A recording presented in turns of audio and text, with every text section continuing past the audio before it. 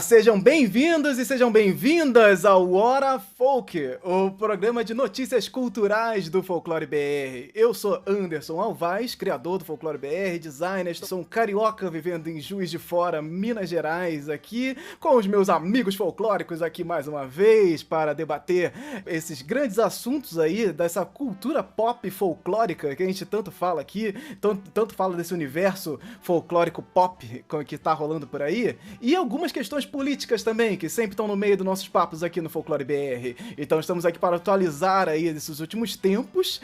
Tem um tempo aí que a gente não volta, voltamos do carnaval agora. Opa, desculpa aí, gente, caos absoluto acontecendo, mas tem outras coisas rolando no Folclore BR também. Se você estiver de olho nas redes sociais aí, você vai conferir as nossas coisas aí.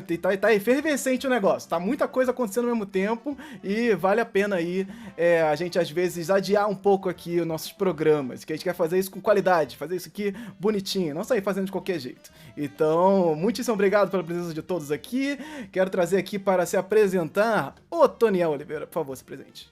Tudo bem, gente? Sou o Toniel Oliveira, sou quadrinista e animador, diretor de animação aqui do Amapá e tenho um estúdio de animação em Belém do Pará. E gosto de falar sobre essas coisas que significam o jeito diferente que a gente vê o mundo, que a gente vê o universo, e acho que enquanto a gente fala de mitos e lendas e cultura, a gente está falando de nós mesmos. Então, é uma luta decolonial falar sobre essas coisas. Lorena. Boa noite, pessoal. Aqui é a Lorena. Vocês também podem me encontrar pela internet assinando meus trabalhos como Het. Eu sou ilustradora, sou quadrinista, sou brasiliense, estou falando de Brasília dessa vez. Quem me acompanha sabe que eu não moro aqui mais. Mas estamos aqui e vamos falar aí, fazer um arremate de tudo que aconteceu nos últimos meses de curioso aí, de folclórico, de cultura pop com folclore, de folclore com cultura pop, toda essa bagunça aí. E se tu tá acompanhando a gente, tu acabou de chegar, não sei o que, já põe um like lá embaixo que ajuda no engajamento de tudo. E vamos nessa que hoje vai ser massa. Perfeito, Wellington. Oi, gente, boa noite. Eu sou Wellington Macedo. Eu sou daqui de Belém do Pará, trabalho com comunicação, com arte, com cinema, com teatro, sou jornalista, atriz. Estou feliz de estar de volta ao Folclore BR, conversar sobre cultura e folclore, são dois temas que me interessam profissionalmente, pessoalmente, sou uma consumidora de cultura e acho super importante e resistente ter projetos como o do Folclore BR, o Hora Folk aqui, para a gente debater contra tudo e contra todos o mainstream da cultura nacional, da cultura internacional e como que a gente é afetado por isso, né? Por esse capitalismo também que está presente na cultura, no folclore. É isso. Então é isso, gente. Hoje nós vamos falar da Guiana Brasileira. O Brasil aí, o descobrimento da Guiana Brasileira. Vocês ouviram falar disso? Voltaremos a falar mais uma vez dessa colonização memética de Portugal. Vamos falar aqui também da IA, e tá tudo que é lugar, gente, né? Não aguento mais falar, acho que a gente nunca mais vai parar de falar de IA generativa e como essa tecnologia tá tomando conta de tudo. E aí rolou agora o meme aí, o trend do Estúdio Ghibli. E, pô, se for atingir logo o Estúdio Ghibli, cara, pô, talvez o maior estúdio que fale de folclore aí do mundo. E aí não teve como, gente. Eu ia até pular essa trend, mas não teve como. Aí me pegou pesado. Vamos falar também do Catalendas com IA. Agora é tudo com IA, gente. Tem alguma coisa? Tem IA no meio. Agora é só assim, é daí pra baixo. Também vou falar também de Salt of the Midnight. É um game aí que mergulha no folclore estadunidense, lá do sul dos Estados Unidos. Bonito demais, mas ele tem problemas aí com jogabilidade. Mas eu nem me importo, porque eu não sou gamer e eu quero ver a história bonita e coisa bonita na tela. E aí a gente vai comentar disso também e muitas outras coisas, porque vocês sempre tem mais outras coisas aqui no Hora Folk de hoje. Bora!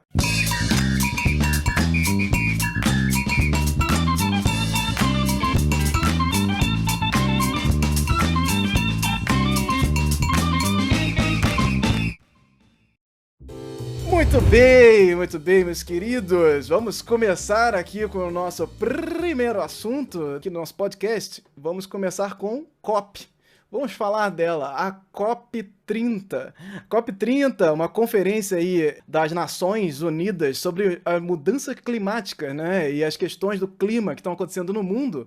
Nós vamos aqui entrar que nesse ano a COP ela acontece em Belém do Pará, aqui no Brasil. É uma conferência internacional que está movendo aí o mundo político e está impactando também a cultura, está impactando a cidade, está impactando... O que não está impactando a COP? Então, se você não ouviu falar da COP, por favor, vamos se atualizar aí, porque é um encontro realmente onde os líderes mundiais vão debater com cientistas e organizações aí governamentais, representantes também da sociedade civil, que vão ali debater sobre essas questões das mudanças climáticas e tal.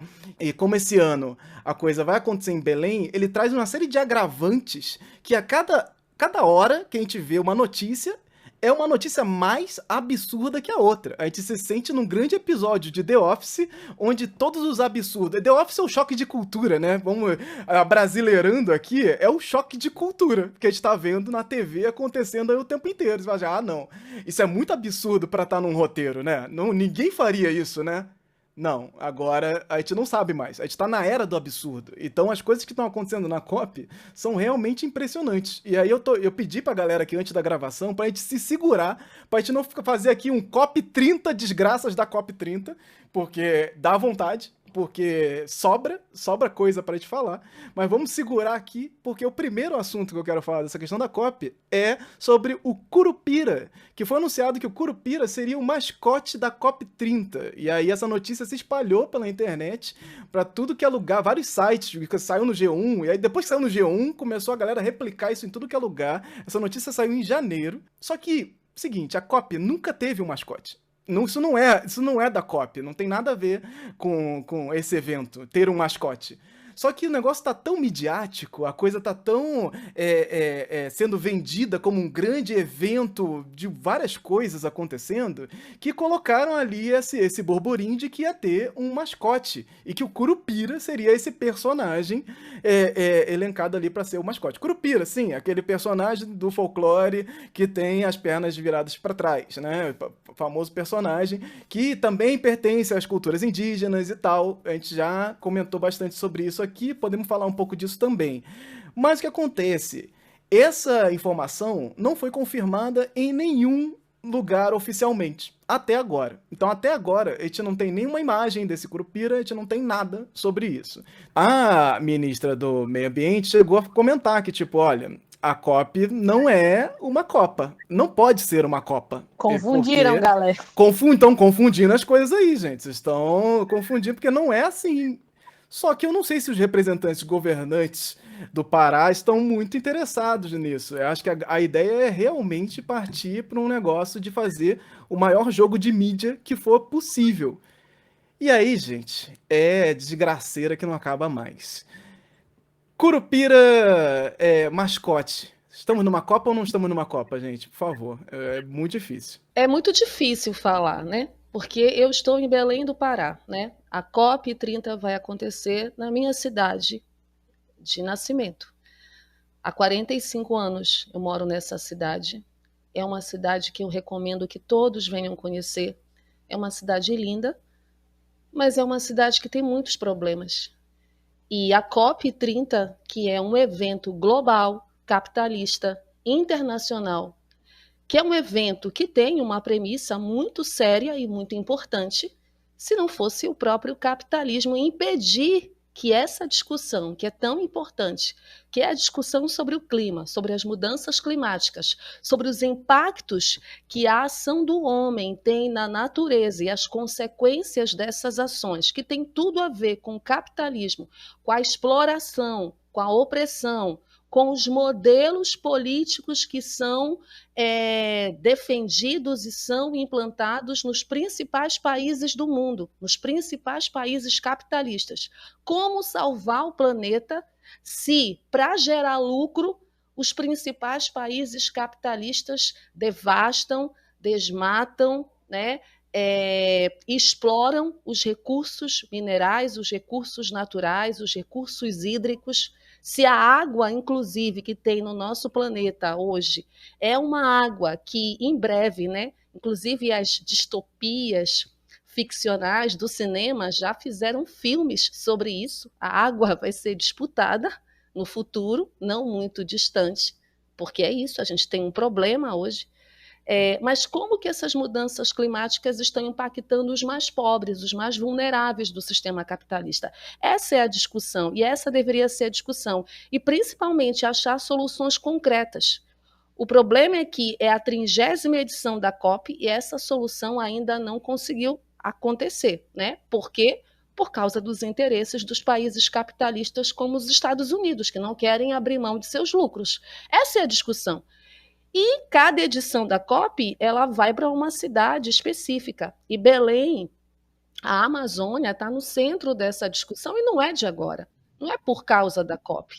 Tem a ver, inclusive, com os interesses capitalistas sobre essa região aqui. Sobre a Amazônia, né, como um todo, que não é só brasileira, é importante a gente destacar isso. Não existe Amazônia só no Brasil, mas a maior parte, a maior concentração está no nosso país.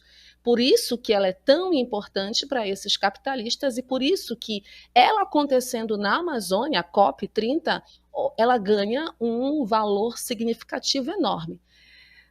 Isso é importante. E o que isso tem a ver com folclore, com cultura? Tudo a ver. Tudo a ver, porque a nossa cidade, inclusive, ela vai ser espelhada para o mundo. E os nossos problemas também já estão aí. O que existe hoje de concreto é um grande marketing em cima da COP30, Anderson e demais colegas. Assim, é um grande marketing sobre esse evento que pouco vai mudar na vida das pessoas daqui de Belém. E eu estou falando de uma cidade que 80% vive sem saneamento básico, né? Estou falando de uma cidade de esgoto a céu aberto. Essa é a nossa realidade. Então, se a gente está discutindo, para eu fechar a minha fala aqui, um mascote, independente se é um clima de Copa do Mundo ou não, né? A gente pode até discutir isso.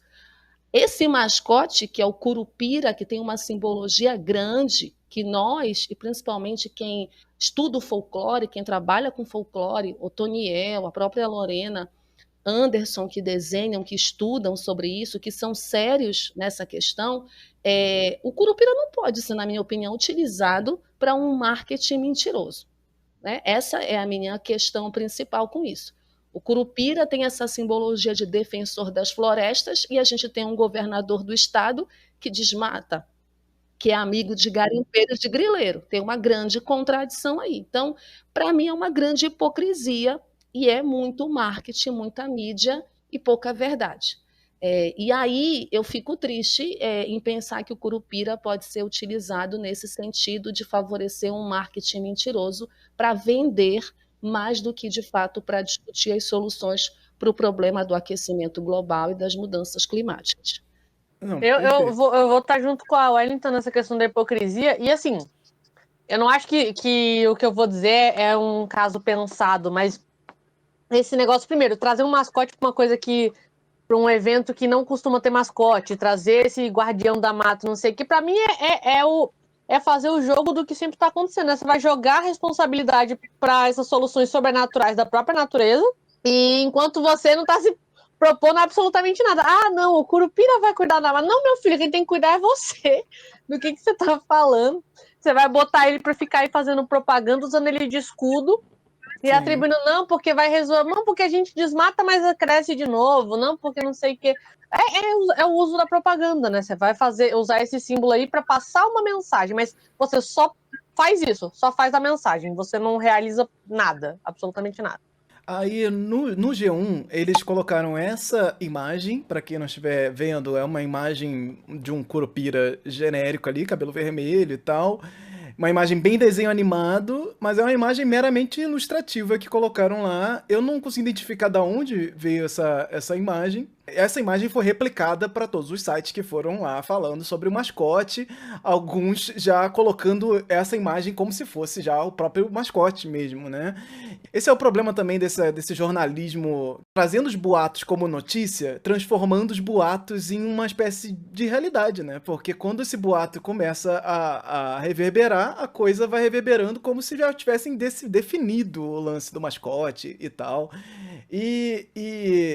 E causa um peso imagético, né? Porque você vai trazer essa questão do elemento Curupira, esse personagem que vai trazer várias lembranças para as pessoas também e tal. Tem um marketing interno muito grande que a galera vai ficar genuinamente feliz, assim, de que tem uma personagem que remete à sua infância, muitas vezes, e que tá ali sendo colocado como mascote de um grande evento. Mas é isso, gente. Você naturalizar a ideia de um mascote é extremamente absurda por si só. E você tá fazendo esses absurdos em cima, usando esse mascote como uma espécie de escudo para isso, a coisa fica ainda pior. Ou seja, a notícia, ela é uma calamidade. Mas isso não foi colocado em consideração em nenhuma postagem, assim. Que eu olho pra isso e falo, putz, gente, jornalismo acabou mesmo, né? E eu encontrei a galera da comunicação falando que não tem absolutamente uma conversa sobre isso. Isso em janeiro. Acho que eu não cheguei a falar com vocês sobre uma série chamada O Simpatizante. Vocês já viram essa série? É uma série muito legal. Nessa série que o Robert Downey Jr. faz um monte de personagens estadunidenses, porque todo mundo se parece igual, né? Aí é meio que uma brincadeira, assim. Aí ele tem uma frase, o personagem principal lá, que é um vietnamita, ele pergunta pro personagem do Robert Downey Jr., que é o diretor da CIA, por que vocês deixam esse cara fazer esse filme aí que vai criticar vocês, né? Criticar os Estados Unidos, mostrar crimes de guerra no Vietnã. Aí o Robert Downey Jr. fala, os artistas precisam se sentir contraventores, eles precisam se sentir na vanguarda da crítica social, mas desde que a crítica deles não tenha nenhuma aplicabilidade política concreta, a gente deixa passar. É só uma festa. Esse filme como um Platoon, assim, é uma festa, não está criticando nada de verdade. Mostra um soldado hiper mal e o outro soldado estadunidense também hiper bom. Nenhum dos dois tem nuance, mas um luta contra o outro, e os Estados Unidos, como o Robert Downey Jr., o personagem dele fala lá, esse é um país que vive e sofre pela sua autoconsciência. Então, a ideia de transformar a COP em uma grande festa é uma ideia que é do marketing. O governador do Pará está muito a fim de fazer uma carreira política com voos mais altos, vir para uma vice-presidência e tal, sabe-se lá de quem, mas a ideia dele é essa, né? Assim, né? Ele é o tal do Rei do Norte, então... E aí, transformar a COP, que é um assunto muito sério, que a gente tem pautas muito sérias, como, por exemplo, a exploração da foz do petróleo na foz do Amazonas. O que a gente vai fazer com relação a isso? O que significa isso? O Brasil, como um país que está nessa vanguarda, então, de uma discussão climática, é isso, em que a gente tem uma ministra que o Lula, do meio ambiente, que o Lula colocou lá para ser uma ministra crítica, e agora o Lula fica meio que batendo boca com ela, olha, sim, a gente tem que explorar, assim. Aí sabe, políticos de esquerda estão comprando essa, assim, porque é uma discussão muito grande aqui no Amapá, assim, porque aí, teoricamente, vem muita grana para o Estado. Mas, se a gente for lembrar, a gente estava discutindo sobre o pré-sal sendo... eu lembro da Dilma falando isso, aqui 75% dos royalties do pré-sal vem para saúde e a educação. Aí, logo depois, 15% para saúde e para educação.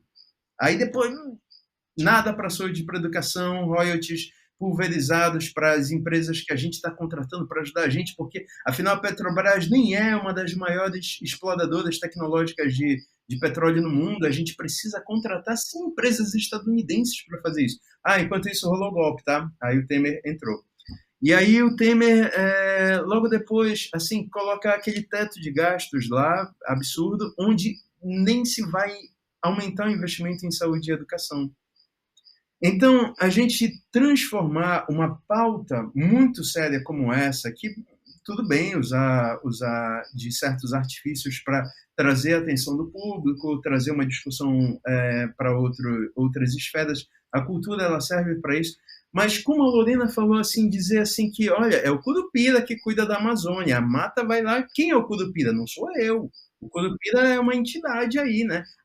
Como a Amazônia é linda, gosto muito da Amazônia. Bora fazer um monte de obra aqui em Belém para inglês ver, sabe? O inglês vem, acha que está tudo maravilhoso. O que leva um cara a fazer políticas agora econômicas como se fazia no século retrasado, assim, sabe? Tarifas econômicas, assim, é isso que você quer desenvolver? Sua própria economia, sei lá, é um lance meio um tiro no pé, inexplicável, mas é um governo que não vê a questão climática como uma questão de um ataque pessoal, onde a política dele é lutar contra aquilo.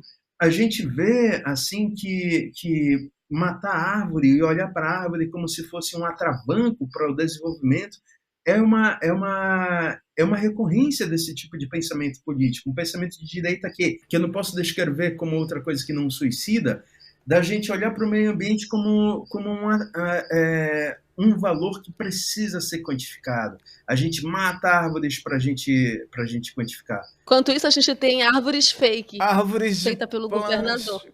Árvores de plástico. Essa é a COP30.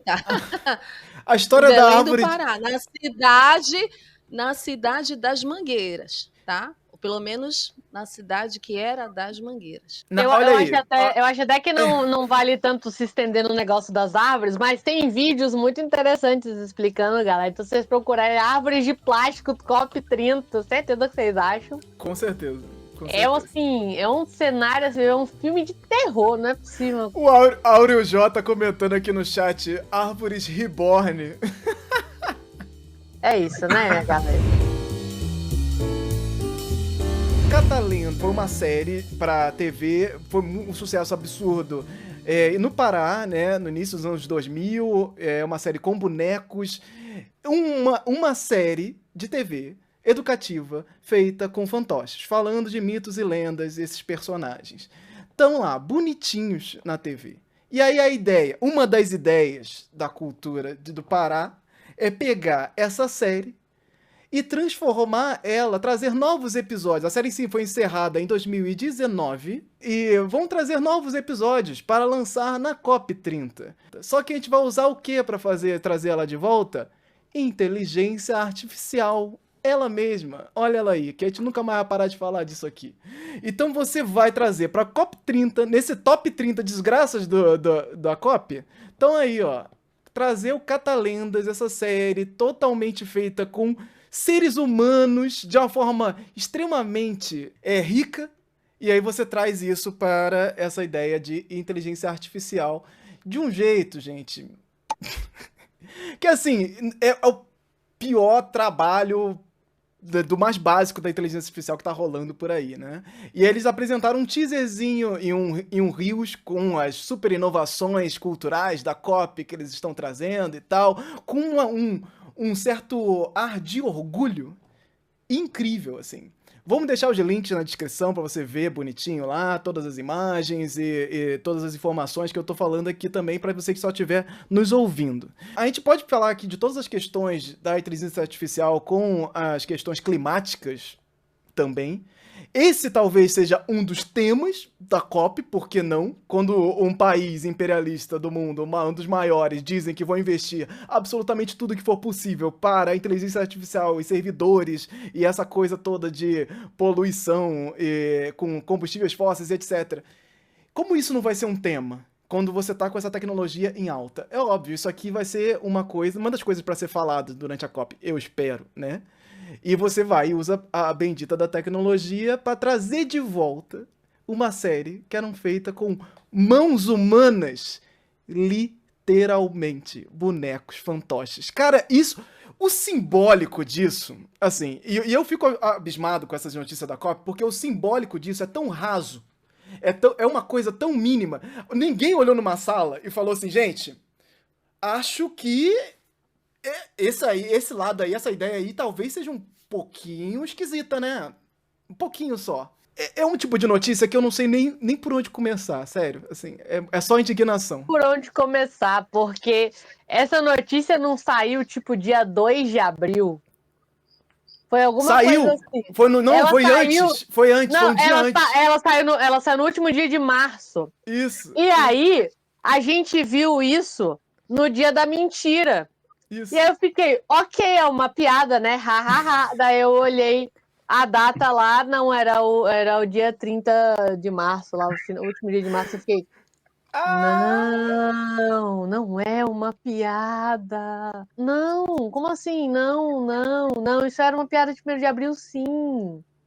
Não era, galera. Era verdadeiro. A gente Eles torcendo pela piada, né? A gente torcendo acharam pela de bom piada. tom ainda jogar essa na véspera do dia da mentira. Eu fiquei, gente. Ô, Toniel, você já envolvido com essa questão da animação, conhecia os criadores, que trabalhou com eles e tal, tem um envolvimento um pouco mais próximo de perceber isso.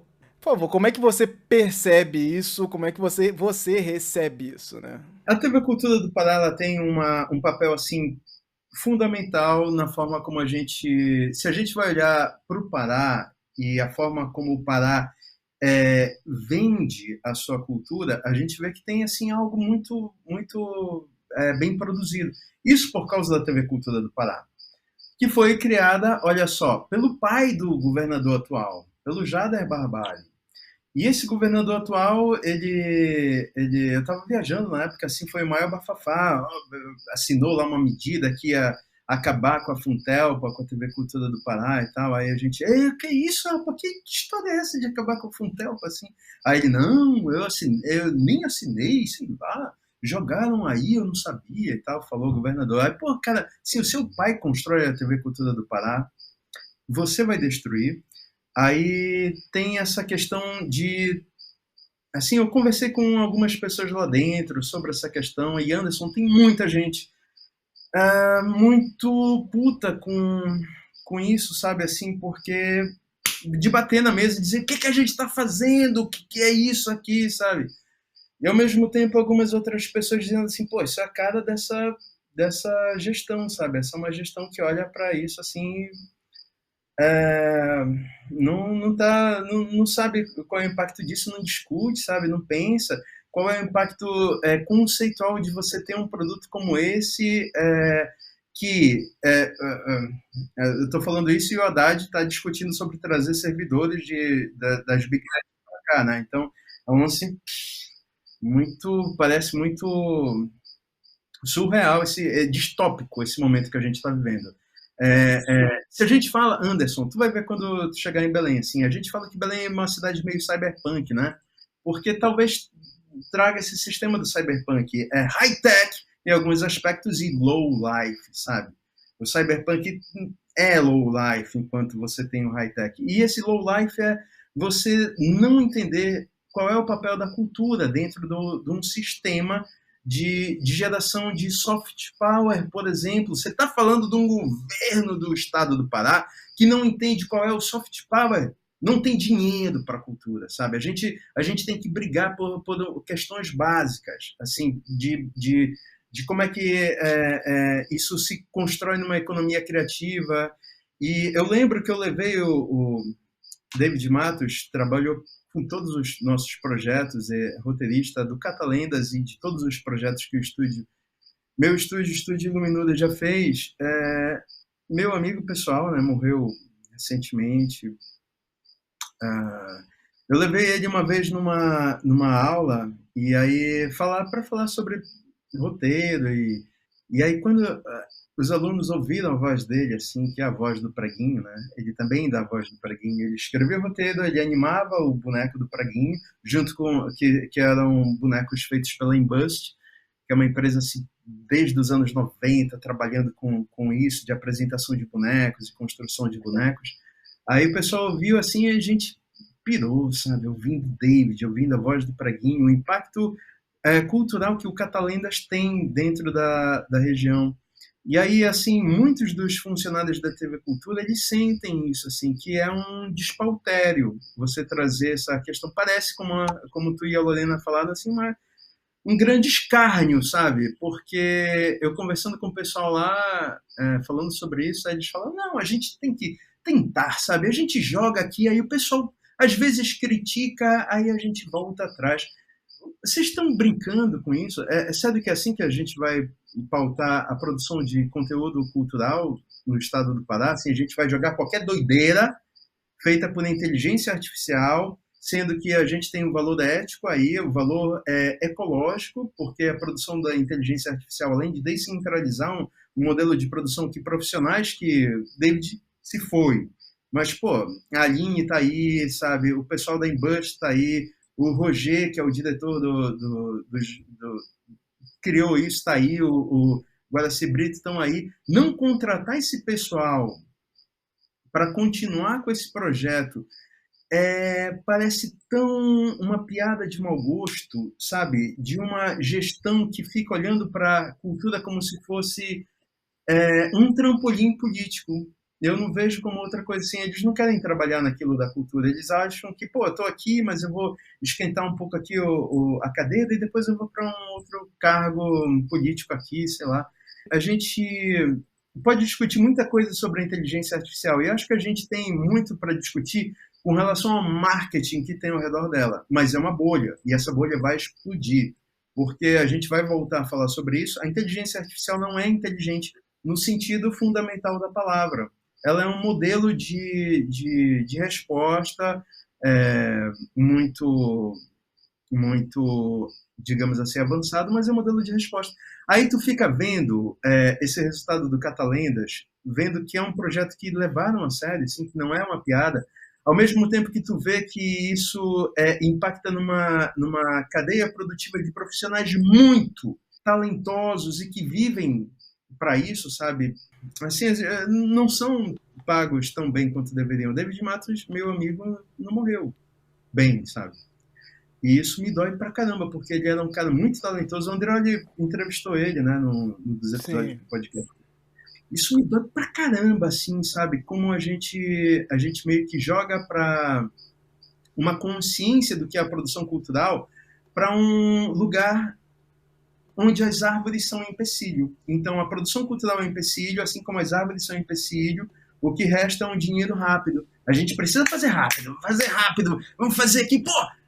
Lorena, e isso que a gente viu lá foi tipo um evento interno onde eles apresentaram as grandes ideias para a nova gestão lá da TV Cultura. Olha as grandes ideias! E uma das grandes ideias, um negócio assim, pô, que vanguardistas nós somos, não? Foi a Catalendas com IA. Então, isso me dói em diversos níveis, mas me dói profundamente com relação à forma como são essas pessoas que a gente conversa para a gente produzir cultura, sabe? São essas pessoas que a gente trabalha junto e são pessoas com uma leitura tão pouco sensível com relação ao que o seu cargo público traz de responsabilidade para você trabalhar, que me faz pensar o quanto a gente precisa politicamente discutir mais a sério esse ponto, porque ficar com mascote de Curupira achando que a gente está discutindo alguma coisa, sabe, é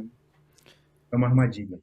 É um show de absurdos e é importante sempre lembrar também aqui, de deixar isso pontuado, é que sempre que entra um governo, não é o governo inteiro, todas as pessoas 100% que trabalham lá que estão corroborando, achando isso ok. Tem muita gente no governo que, inclusive, troca o governo, troca os líderes e as pessoas continuam lá, como a galera que trabalha com a cultura, por exemplo, servidores públicos, que independente do governo, eles estão lá como funcionários, né? E muitas vezes resistindo a muitas coisas absurdas. Como a gente teve aí o governo Bolsonaro e a galera da cultura muitas vezes segurando ali com unhas e dentes um monte de coisa para a coisa não degringolar de vez. Então, assim, tem muita gente trabalhando, tem momentos que vão ser mais difíceis que outros, né? E tem muita gente tentando impedir esses avanços absurdos, né? E é importante a gente deixar isso aqui também bem claro, porque às vezes a gente fica indignado aqui, eu mesmo falando, e parece que não tem ninguém olhando nessa mesa e batendo e dizendo, pô, calma lá, né? E aí tem forças maiores que fazem com que a coisa vá mais para um lado do que para o outro. Wellington. Eu acho que isso que tu falas é importantíssimo, porque tem sim resistência, ainda que essa resistência muitas vezes não seja vista publicamente, né? Nós estamos passando por uma situação muito ruim, assim, só para localizar quem não é do Pará, né? Nós temos uma fundação, que é a Funtelpa, que gere, né, a TV Cultura do Pará, que é isso que o Otto falou, que foi fundada no governo do Jader Barbalho, pai do atual governador Hélder Barbalho. Então, inclusive, isso é uma política pública, né, que não é uma política de um governo, é uma política de Estado.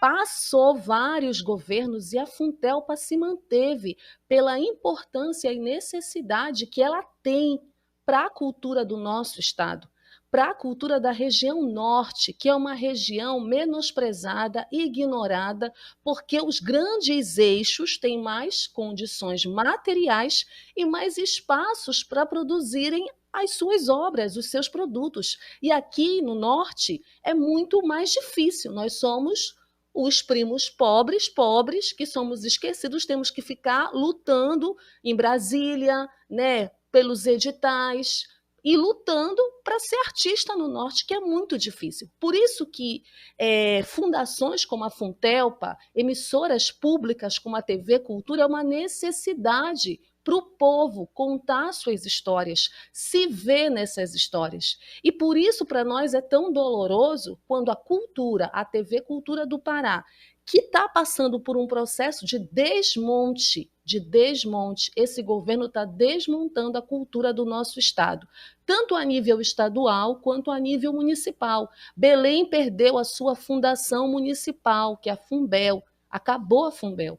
O prefeito dessa cidade é do mesmo partido do governador e ele acabou com a Fumbel. Belém e a Funtelpa, a TV Cultura, esteve ameaçada de acabar. Até o início do ano, nós tivemos que ir para a rua, fazer ato, fazer protesto. Acho que o Otto estava em Belém, acompanhou isso, para que a Funtelpa não acabasse. Então, o que eles fazem? Quando eles fazem esse lançamento interno, que é isso que o Otto está contando para a Lorena, é uma forma de dar uma resposta, dizer assim, olha, está aqui, tem política. Qual política? Uma política que vai obedecer a uma pressão do mercado de colocar a IA hoje para substituir a mão de obra que precisa de incentivo, que precisa de apoio. A gente tem em Belém grupo de teatro importante da nossa cidade fazendo vaquinha para montar espetáculo. Essa é a realidade. Então não é só uma questão da IA. A IA já é um problema, mas é o desrespeito com a mão de obra artística que existe nessa cidade. É isso que o Otto fala. O Iluminura está fazendo uma formação para formar novos animadores, porque existe uma necessidade. Esse estado é rico de histórias que precisam ser contadas, produzidas, e a gente precisa ser qualificado. Mas a gente vai produzir isso para quem? Se a IA está aí para substituir a gente. Então, o buraco é mais embaixo, porque tem a ver com a ameaça IA, mas tem a ver também, combinado a isso, com a falta de políticas públicas desse governo, que para atender uma pressão do mercado muito maior e para se fazer passar de moderno para essa geração de rede social, agora faz um catalendas. Imagina se a TV Cultura de São Paulo diz agora, vamos voltar com o Castelo Rá-Tim-Bum e vamos substituir os atores por IA. Imagina! Ia ser a mesma polêmica, porque quem quer ver o Castelo Rá-Tim-Bum, que é um clássico que nos formou, que é da minha infância, ou O Mundo da Lua, tantas séries importantes produzidas pela Fundação Padre Anchieta, com IA agora. Então, é essa a nossa realidade. E é esse o problema que os artistas daqui, especificamente de Belém, mas da região norte, enfrentam. Então, não é só o problema da IA, a IA já é um problema, mas é também o desmonte público que as nossas fundações, que a Fundação Cultural do Pará, que a Fundação Curro Velho, que o Centu, a Biblioteca Pública Artuviana, espaços culturais que tu vais ter a oportunidade de conhecer, Anderson, quando tu vieres aqui, Lorena também, quando vier, e também convido a todos, estão ameaçados de fechar, de acabar. A nossa cultura, os nossos espaços onde nós, artistas, produzimos, estão ameaçados de acabar. Então, o buraco é mais embaixo. É muito triste. E é um desrespeito, inclusive, à memória do David. Exato, exato. Gente, nós vamos continuar de olho nas questões da COP30, porque é um show de absurdos muito grande, como eu falei aqui no começo, a gente poderia ficar o programa inteiro falando sobre os absurdos que estão rolando por lá, impactos ambientais, impactos culturais, a gente fica aqui mais de olho nesses impactos culturais para tentar perceber essas notícias, essas questões que saem aí, que vão nos impactar aqui, mas é impossível a gente não olhar para isso. Então, você que está aí por fora da COP30, ela vai acontecer aí esse ano, em novembro. Então, até lá, teremos outros assuntos aqui, outras questões aí para discutir ainda. Então, muitos outros absurdos virão, porque não parece que isso vai parar agora. Então, continuaremos aí, continue de olho e a gente continua daqui. Se você tiver alguma coisa batendo no seu radar aí relacionada a isso, manda pra gente que a gente vai trazer aqui num próximo programa, com certeza. Então, pra gente continuar aqui, eu vou trazer o Andrioli Costa, que ele surgiu aqui agora, no meio do programa, chegando aqui com a gente. Andrioli, por favor. Cheguei, estive aqui para Barra da Tijuca assistir um filme sul-mato-grossense que estreou aqui. Depois eu deixo a dica aí para vocês. Perfeito, perfeito. Então vamos continuando aqui. Andrioli Costa, colecionador de sacis, está presente agora aqui na nossa gravação de hoje. Vamos lá.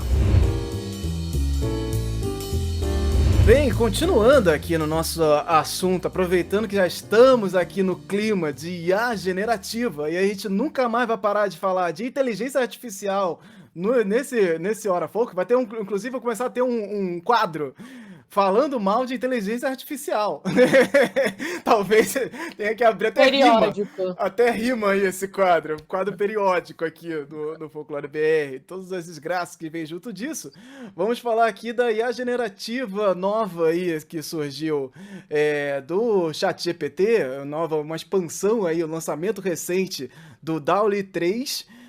Novo gerador de imagens da OpenAI, aí, baseado no modelo do ChatGPT 4, que provocou aí uma onda absurda de uma trend com imagens no estilo do Estúdio Ghibli. Então você transformava qualquer foto, qualquer coisa no estilo do Estúdio Ghibli. O Estúdio Ghibli é um estúdio japonês de animação extremamente famoso, já ganhou Oscar e tudo mais, e é um dos estúdios que mais falam de folclore japonês, do folclore, no caso, seu folclore regional do mundo, assim. A gente sempre fala de Estúdio Ghibli aqui como uma referência, grande referência no tratamento de folclore, né? E que os animes fazem muito, né? E o Estúdio Ghibli faz com uma delicadeza poética muito grande, né? Então é muito bonito o tratamento dessa cultura popular dentro dos trabalhos, das animações do Estúdio Ghibli.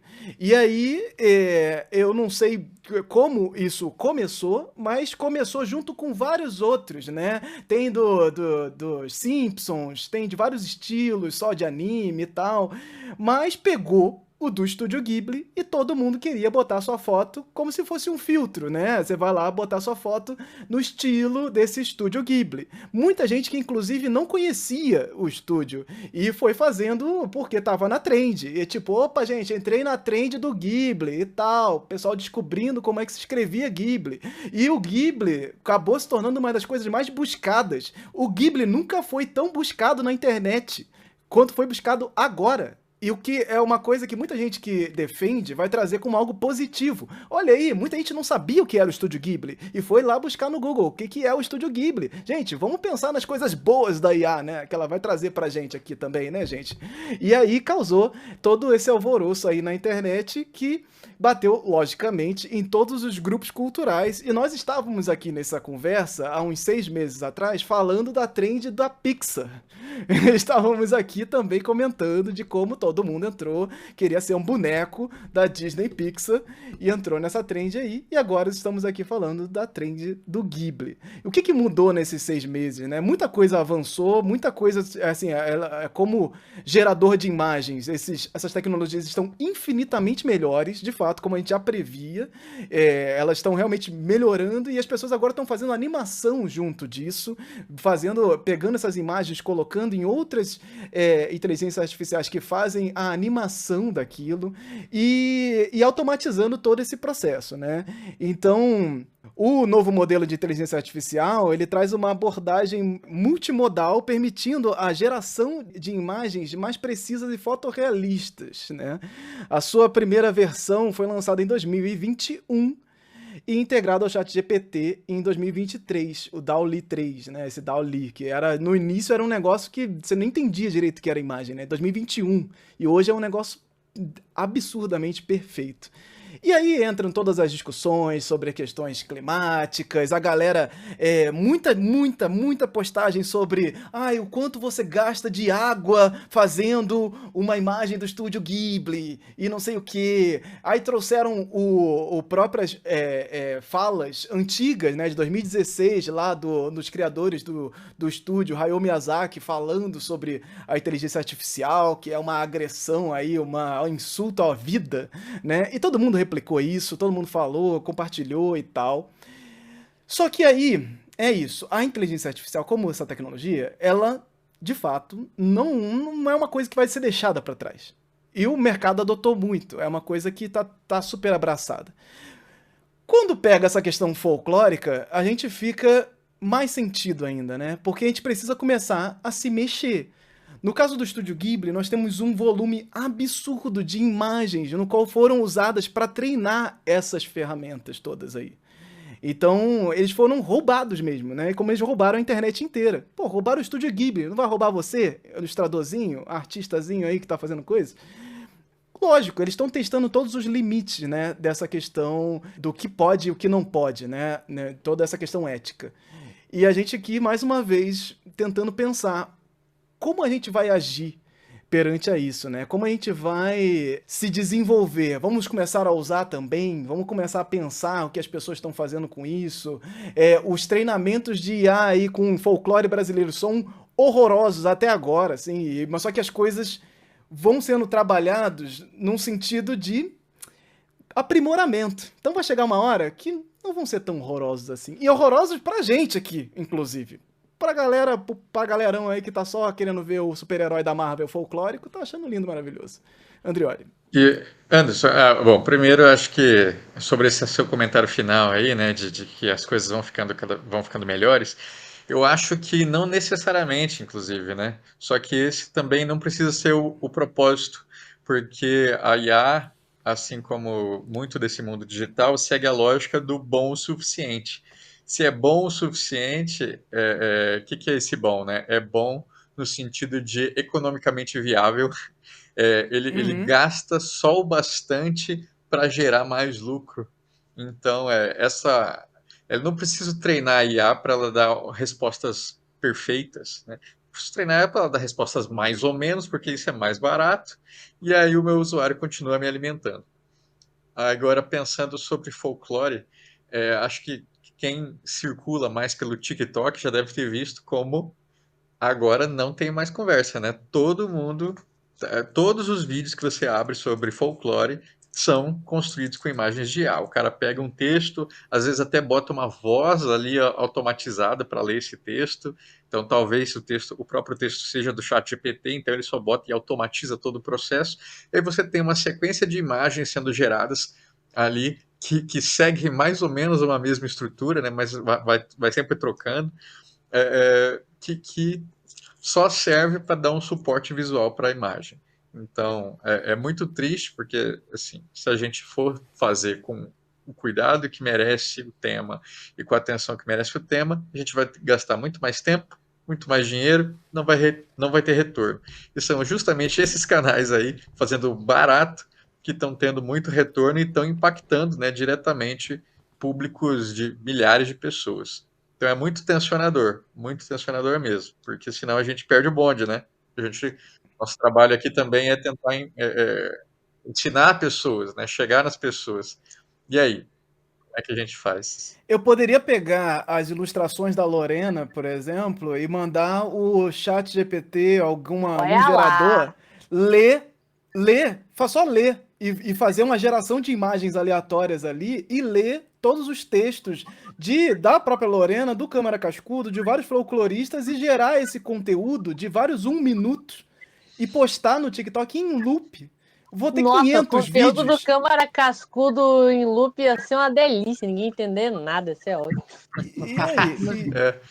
Mas aí você pega o dicionário do folclore, separa tudo, verbete por verbete, ó, automatizado. Tranquilamente, assim. Tem duas coisas nesse caso do Ghibli que eu acho que são interessantes da gente ver, não necessariamente em relação à questão de folclore, mas a primeira é uma coisa que o Anderson já falou, que eles vão testando tudo que eles podem. E a IA, ela não é tipo, o problema do mundo é a IA. O problema da IA, ele é um reflexo de um problema que se repete em todos os tipos de novas empreitadas tecnológicas. Sim. Que não existe... A internet é tratada como uma terra sem lei, o pessoal faz o que quiser, e aí o caso do Ghibli, ele foi interessante porque a OpenAI tirou o filtro depois, para evitar problema de direitos autorais com o estúdio Ghibli. Então, assim, só que o que aconteceu? Eles sabiam que isso já era uma questão. O pessoal tem um aparato jurídico. Só que eles sabem que eles podem testar, fazer o que quiser ali, aí depois eles, putz, foi mal, é que eu não pensei, né, galera? Vou tirar aqui pra não dar problema. Então, assim, esse é o modus operandi padrão desse tipo de empresa, né? E aí, independente de ser IA ou não, para mim, um dos maiores problemas é justamente isso. O pessoal faz a besteira, faz o negócio lá, passa por cima de quem foi, e depois ele dá uma recuada e finge que tá tudo bem. A segunda coisa que eu achei muito engraçada é que o servidor da OpenAI, os servidores da OpenAI não aguentaram a carga da quantidade de pedidos que foram feitos para fazer o filtro do Estúdio Ghibli. Ou seja, esse sistema todo, ele é um negócio que ele é muito bizarro, porque quando a gente vai falar do que a tecnologia da IA é capaz de fazer, não é essa pegada negacionista de que a gente quer negar o avanço tecnológico, a gente não quer que essas coisas façam o que elas fazem. Mas a empresa literalmente não deu conta de aguentar a demanda que eles mesmos criaram. Então o problema todo que a gente vê aí, que eu não vou ficar repetindo todas as coisas que a gente já falou 1 milhão de vezes também sobre IA, é que eles estabelecem uma série de diretrizes que elas não funcionam. Elas funcionam ali num curto prazo, que é a grande lógica capitalista do negócio, funciona ali no curto prazo e acabou. Aí a próxima eles tentam de novo depois. Mas eles não dão conta dos próprios planos deles, eu não sei o que eles planejam. Tipo, todas essas empresas de IA é um eterno... mas a gente vai dar um jeito de resolver isso, mas eu não sei como, mas a gente vai dar, tá? Então, assim, confiem, invistam, porque pra mim isso é tudo não tem nada a ver com diálogo de consumidor, pra mim é tudo diálogo com o investidor, todo mundo naquelas casinhas lá conversando com os outros, e aí tipo assim, não, tá vendo? Olha só, todo mundo pegou o negócio do Ghibli, vamos investir nisso aqui.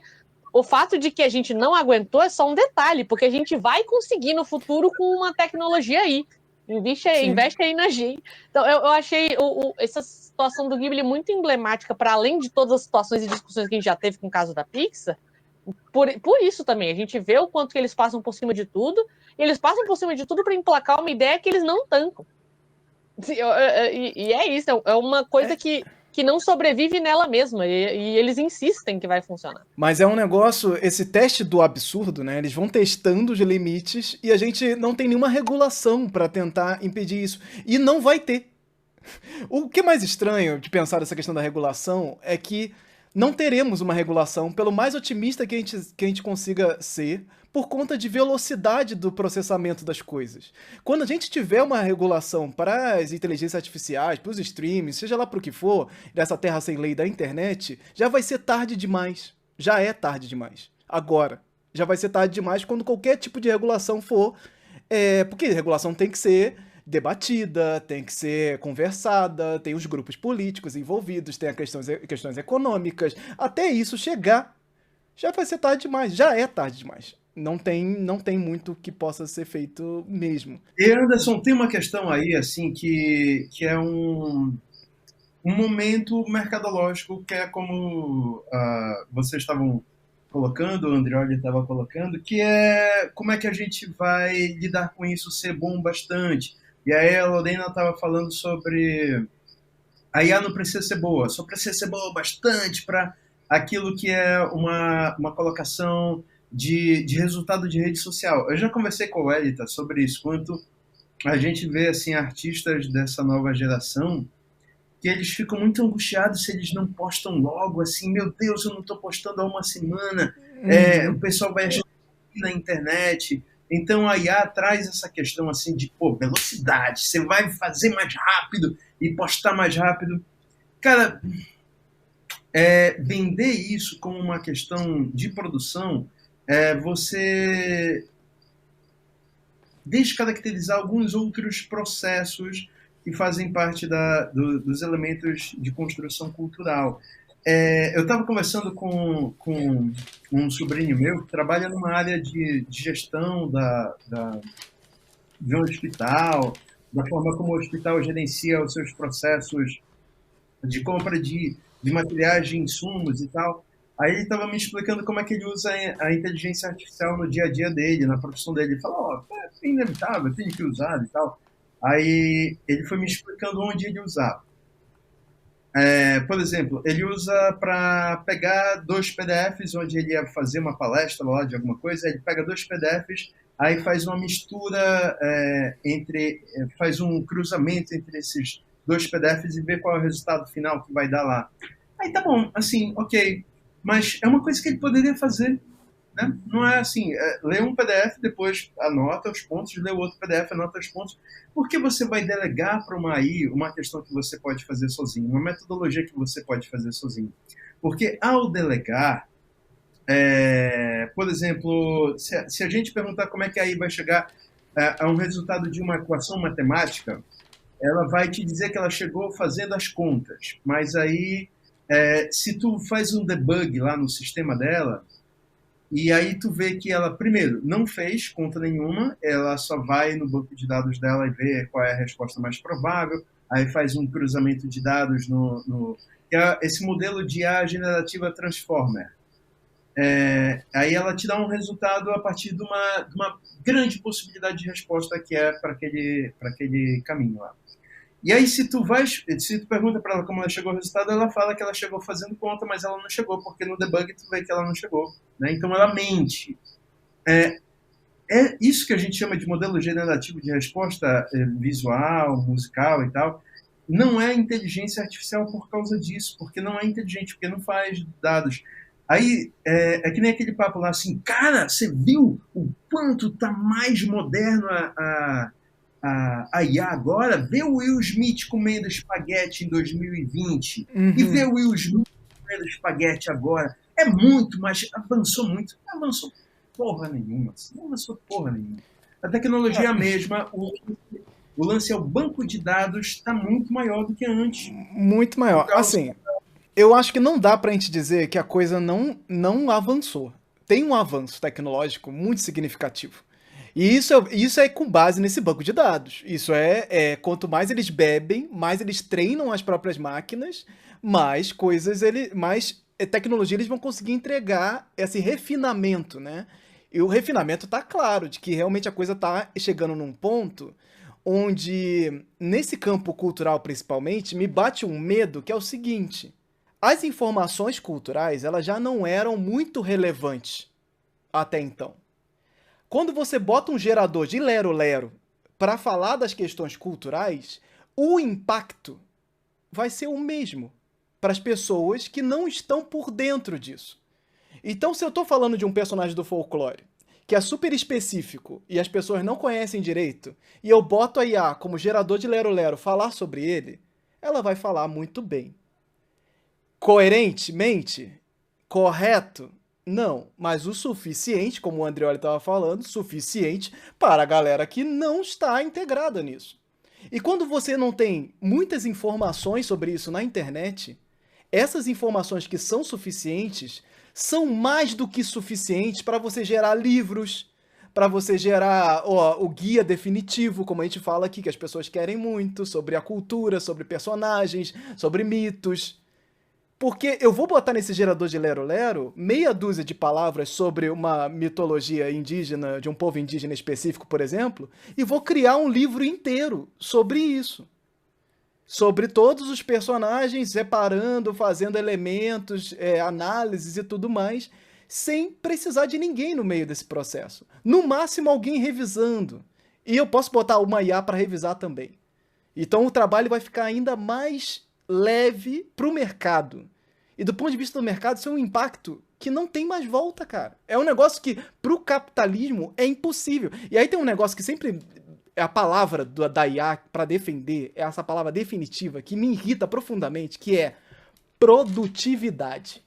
Não, sim. Essa é a palavra. Não, mas vai aumentar sua produtividade. Você vai deixar de fazer coisas chatas. Você vai deixar de fazer coisas que eram muito... Porque a IA é uma ferramenta. Porque ela é vista como uma ferramenta. O que me irrita é essa palavra, ferramenta. O que os meus coleguinhas do meu partido, da comunicação, vivem me dizendo, até de ludista eu fui chamada, né? Por conta dessa porcaria dessa trend que me irritou, porque eu não conseguia ficar no Facebook, porque tinha um amigo meu com essa trend.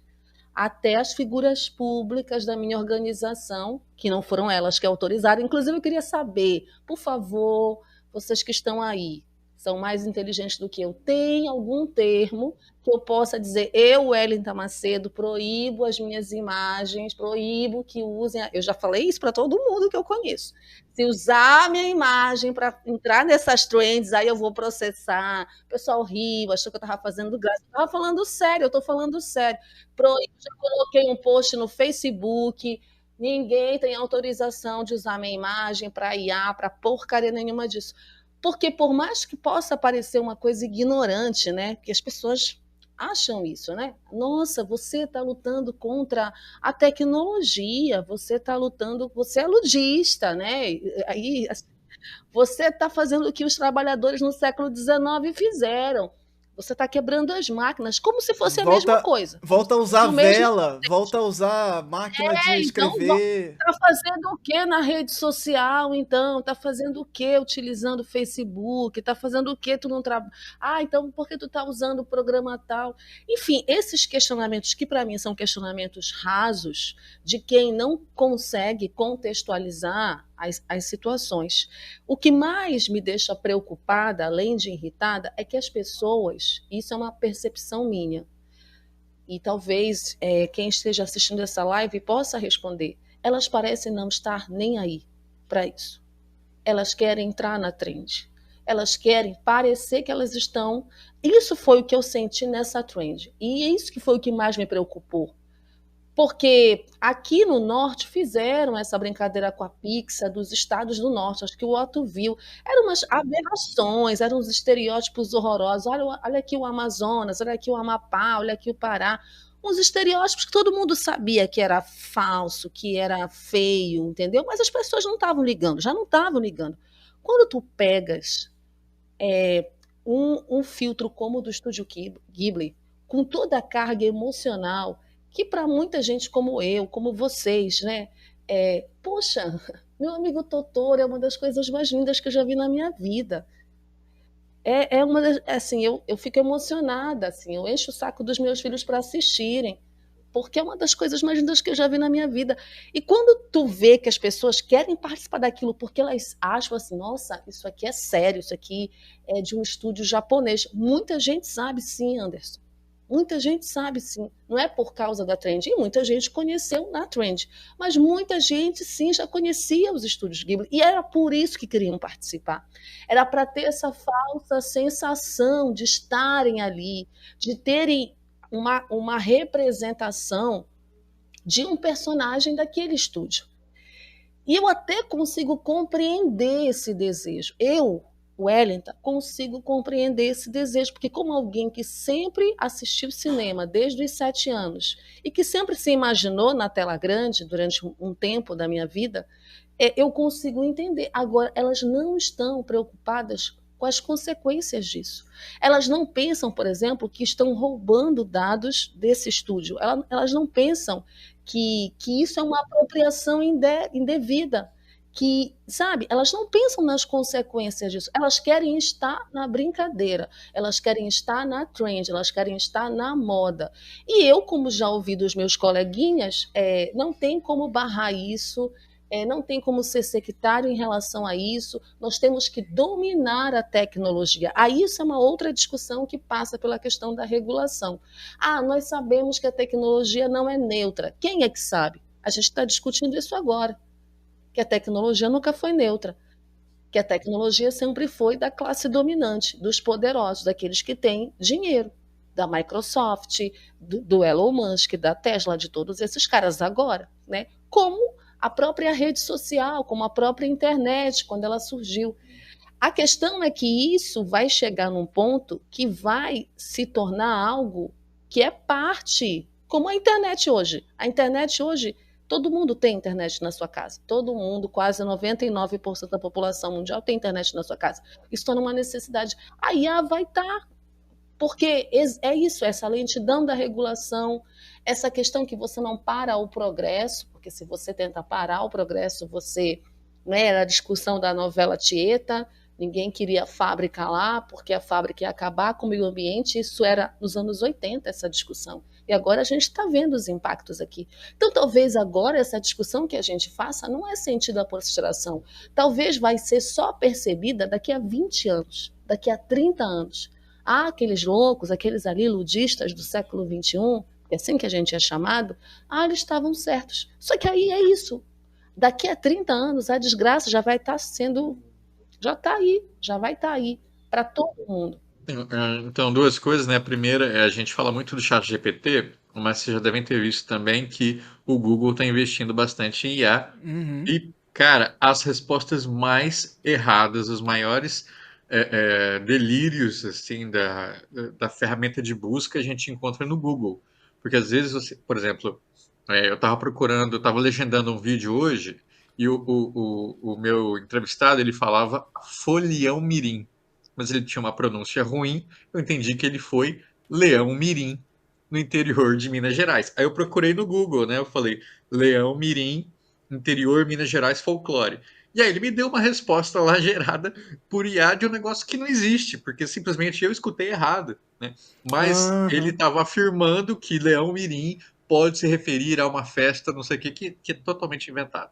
Então, acho que a onipresença é pior, porque o ChatGPT ele está no ChatGPT. Agora, quando você tem no ferramenta de busca, você tem no seu WhatsApp, quando às vezes daqui a pouco o seu corretor ortográfico vai estar otimizado também para te oferecer respostas já por IA. Então, a gente está nesse buraco aí. E aí o que eu ia perguntar para o Anderson pensando no que a Wellington falou sobre esse discurso de tentar usar e se apropriar da tecnologia para os nossos propósitos, né? Imagine que você pegue lá os seus cartazes dos filmes que viralizaram lá em 2014 e bota a IA para gerar um trailer fake disso, né? E aí com o objetivo de que isso vá levar depois uma mensagem refinada de folclore. Você faria isso? Como é que você vê esse tipo de trabalho? Então, eu não faria no campo da ilustração e da arte. Eu acho que é realmente algo muito delicado, para mim especificamente, porque para quem não é artista, a IA ela é maravilhosa. Dá uma sensação de ter acesso a uma coisa que eu não tenho. Vira um buscador de imagens, o gerador vira um grande buscador de imagem. Para onde eu buscava no Google, agora eu busco no gerador de imagens. Ele já me dá a coisa. Agora, para a questão de texto, a IA ela vai começar a entrar na nossa vida tal qual o corretor de texto mesmo. O corretor de texto vai morrer, gente. O corretor de texto vai virar IA em todos os lugares. Desde o celular até computador, tudo.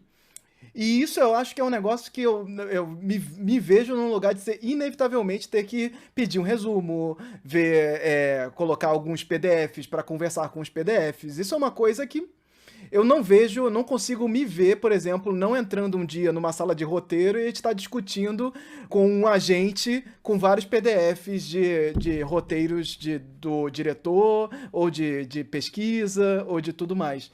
E como trabalho, eu não vou poder falar, não, eu não quero, eu vou embora porque eu não quero esse tipo de trabalho. Eu nunca vou fazer isso porque é trabalho. Trabalho é trabalho e eu posso discutir, posso debater, mas isso é uma coisa que eu vejo que não vai ter como impedir. E é um negócio... Como texto, eu fico mais preocupado. E essa é a coisa que eu tô pensando no lance de esses agentes, essa coisa. Daqui a uns 5 anos, é uma coisa que vai ser extremamente naturalizada no nosso dia a dia mesmo. A Alexa agora tem a Alexa Plus, que tem IA no meio do negócio, e isso vão ser todas as Alexas. Todos os tipos de Alexa vão trabalhar na mesma ideia. E não tem como fugir disso. Vai ser aquela ideia que eu até comentei aqui uma vez. Teve um momento que eu era uma das pessoas que não queria usar o WhatsApp. Ah, não, chega. Pra que eu vou usar o WhatsApp? Porra, não, que negócio é esse? Pra que isso? Mais uma coisa, eu já uso aqui XY, outras coisas aqui, eu uso Messenger, eu uso, sei lá, outros chats aí, outras coisas pra falar com as pessoas. Pra que eu vou usar mais isso? Não quero. Demorei, teimei a usar. Agora você não fala mais com ninguém. Não existe nenhuma forma de você estar no mercado de trabalho se você não estiver usando o WhatsApp. Não existe. Ah, você não tem WhatsApp, você está fora. Só isso, gente. Não tem essa, tipo, tá difícil de falar com você. Se você não é alguém muito, muito, muito importante, você tá fora. Acabou. Então eu acho que vai entrar nesse caminho. E você vai chegar uma hora que você vai falar, ué, ou eu falo, ou eu converso com a IA, ou eu faço alguma coisa com isso, ou a gente tá fora. No caso da arte, eu ainda vou teimar. Como artista, vou teimar. Vou teimar até onde for possível. Agora, de fato, eu vou ser confrontado com isso. A gente vai ser confrontado com isso, muitas e muitas vezes. Eu tenho uma área da publicidade que eu trabalhava que morreu. Eu fui afetado por isso diretamente. Eu fui afetado diretamente por essa questão de inteligência artificial generativa, que nas agências de publicidade virou a melhor coisa do mundo. Não existe mais você trabalhar um material de publicidade sem você usar. Então, é assustador, gente. É um negócio que é realmente assustador. Isso impacta a gente. E no campo da cultura, me preocupa muito essa questão de como a gente vai tratar um negócio que já é muito maltratado no sentido de pesquisa mesmo. A gente fica aqui falando com as pessoas, tentando convencer as pessoas de que folclore não é mentira. Porra, pra galera que tá nesse caminho do tanto faz, eu só quero uma historinha, eu só quero pegar um negócio... Não tem volta. E esse que eu queria provocar aqui, que a gente vai continuar provocando, que eu quero que a gente busque uma resposta. O que a gente faz com isso? Como a gente impede ou tenta frear um pouco esse processo de trituramento da cultura dentro dessas IA generativas, que vão gerar um bando de lero-lero, que é um bando de lero-lero que é mais suficiente, inclusive, que muitas Wikipédia de mitologia que tem por aí. E aí? Né? É aqui que eu boto esse desafio. Eu quero que a gente volte a discutir sobre isso mais vezes, porque, de fato, é uma coisa que está nos afrontando agora, e a gente que está aqui olhando sempre para o futuro, para a questão de como trabalhar o folclore de forma inclusiva daqui para frente, a gente precisa, sim, botar isso no meio da conversa. Não acho que é uma bolha que vai estourar, ela pode estourar, mas ela não vai deixar isso tudo de IA que foi feito até agora para trás. Vamos esquecer isso, gente. Vamos fazer agora, voltar a contratar os consultores e curadores, porque a gente parou de usar esse agente Câmara Cascudo, que junta todo mundo aqui, todos os folcloristas. Não acho que vai ter volta nisso. Então a gente precisa sim. Esse é o desafio que eu coloco aqui para todo mundo que trabalha com cultura, para todo mundo que pensa cultura. Vamos pensar o que a gente faz com isso. Assim, é preocupante, e a gente precisa botar isso no meio da roda de conversa. Chegamos ao fim deste bloco do Hora Folk, o programa de notícias culturais do Folclore BR. A edição do programa é sempre dividida em 2 grandes blocos, então dá uma olhadinha aí para ver se você não perdeu alguma coisa. Procure seguir esse projeto pelas redes sociais, busque lá Folclore BR tudo junto ou acesse folclorebr.com/links para encontrar todos os atalhos por lá. Não deixe de reagir no aplicativo onde você está nos assistindo, nos ouvindo, dando likes, estrelinhas, reagindo aí ao programa, avaliando, pois isso pode ser bastante significativo pra gente. Quero deixar aqui um agradecimento especial aos nossos queridos apoiadores. Se você quiser e puder, considere apoiar financeiramente um projeto que busque valorizar a cultura popular, colaborando aí um pouquinho com a estrutura para manter esse trabalho vivo. Aqui, a partir de R$5, você pode apoiar lá em catarse.me/folclorebr ou de forma independente aí através do Pix com a chave olá@folclorebr.com. Fica aqui meu muitíssimo obrigado a André Kenji Arakaki, Karime Damos, Emily Yoshi Sasaki, Família Alves Misfield e Márcio Luiz Quedinho. Saibam que vocês ajudam a manter acesa a chama dessa fogueira que ilumina essa grande roda de bate-papo sobre cultura popular e espero que ela possa seguir encantando vocês. Esse trabalho é inteiramente produzido e organizado por mim, Anderson Alvaz.